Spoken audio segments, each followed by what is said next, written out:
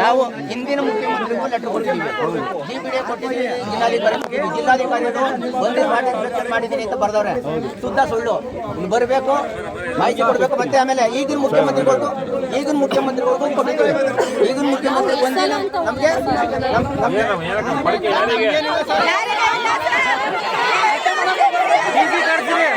ನಮಗೆ ಡಿಸಿ ಕರ್ಸ್ರಿ ಬರಲಿ, ನಮ್ಗೆ ಡಿಸಿ ಕರ್ಸ್ರಿ ಮಾಡ್ಕೊಳ್ರಿ.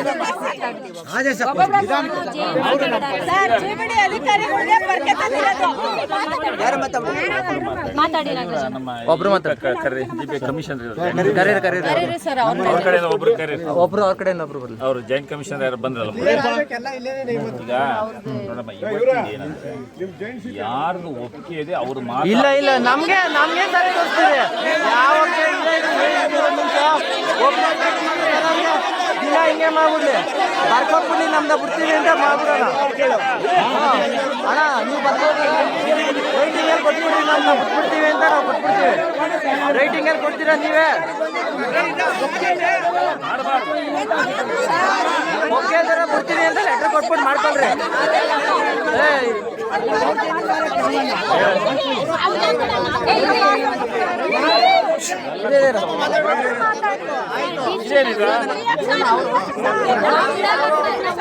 ರೈಟಿಂಗ್ ಅಲ್ಲಿ ಕೇಳೋಣ.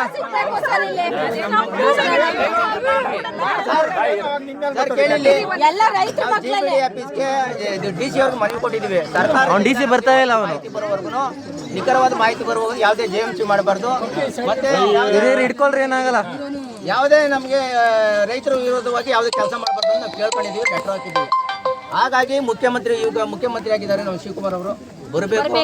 ನಾವು 1.5 ವರ್ಷದಿಂದ ಏನ್ ಕೂತಿದ್ದೀವಿ ಧರಣಿ ತಂದೇಳಿ ನಮ್ಮ ಮನವಿಯನ್ನು ಸ್ವೀಕರಿಸಬೇಕು. ಲೆಟರ್ ಕೊಟ್ಬಿಡ್ಲಿ.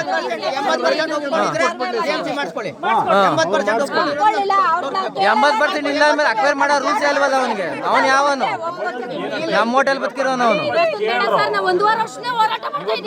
ಇಲ್ಲ ಇಲ್ಲ ನಾವು ಬಿಡಲ್ಲ, ಯಾವ್ದೇ ಕಾರಣಕ್ಕೂ ಬಿಡಲ್ಲ. ಇಲ್ಲ ಇಲ್ಲ ಇಲ್ಲ ಆಗಲ್ಲ. 80% ತೋರಿಸಿ ಮಾಡ್ಕೊಂಡು ಯಾವನಾಗ್ಲಿ ಯಾವ ರೇಟಿಂಗ್ ಮಾಡಲ್ಲ ನಮಗೆ. ಅಷ್ಟೇ ಅವನೇನಿಲ್ಲ, ಜಿಲ್ಲಾಧಿಕಾರಿಗಳು ಕರ್ಸಿದ್ರೆ ಅವನ ಡಿಸಿನ ಬರಲಿ. ಅವನು ಕೊಡೋದಲ್ಲ ನನ್ನ ಮಗ. ಯಾವುದೇ ಕಾರಣಕ್ಕೂ ಬಿಡಲ್ಲ,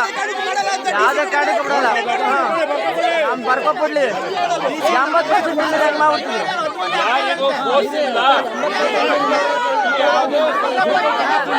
ಅಲ್ಲ ಚೆನ್ನಾಗೆ ತಿನ್ಸ್ಬಿಡ್ತಾರೆ ಅಲ್ಲಿ ಅಂದ್ಬಿಟ್ಟು. JMC ಅವರು ಡೈರೆಕ್ಟ್ರು, JMC ಬಂದಿರೋದು GBIT ಡೈರೆಕ್ಟರ್ ಅವರು. 80% ತೋರಿಸ್ತೀರೋ ಅಕ್ವೈರ್ ಮಾಡ್ಕೊಂಡು ಬಂದ್ಬಿಟ್ಟಾರೆ. ಯಾರ ಅಪ್ಪಂದಲ್ಲ ಜಮೀನಿದು, ನಮ್ಮ ಅಪ್ಪನ ಜಮೀನಿದು.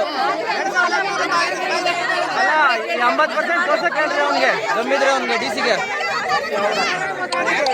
ನಡ್ಕೊಂಬೋದು. ಅವನಿಗಿದ್ರೆ ಅವ್ನು ಮನೆ ಮಾಡಿ ಕೊಡ್ತಾನೆ. ಅವ್ನ ಜಿಲ್ಲೆಗೆ ಅಪ್ಪ ಅಂತ ಅವನು. ಉಗಿರಿ ಮಕ್ಕಳು ಹೇಳ್ತೀನಿ ಅವನಿಗೆ. 80% ಕೇಳೋಣ, ಅವ್ರ ಹತ್ರ ಇದ್ರೆ ತೋರಿಸ್ತೀವಿ, ನಾವು ಬಿಟ್ಬಿಡ್ತೀವಿ ಇವಾಗ್ಲೇ. ಅವ್ನು ಡೈರೆಕ್ಟ್ರು ಅವ್ನು ಹೆಂಗಿಲ್ದಿರ ಬಂದ್ಬಿಟ್ಟವನೆ. 80% ತೋರಿಸ್ತೀವಿ ಅವಯ್ಯ. ಅವರೇ ಡೈರೆಕ್ಟರ್ ಅವರು.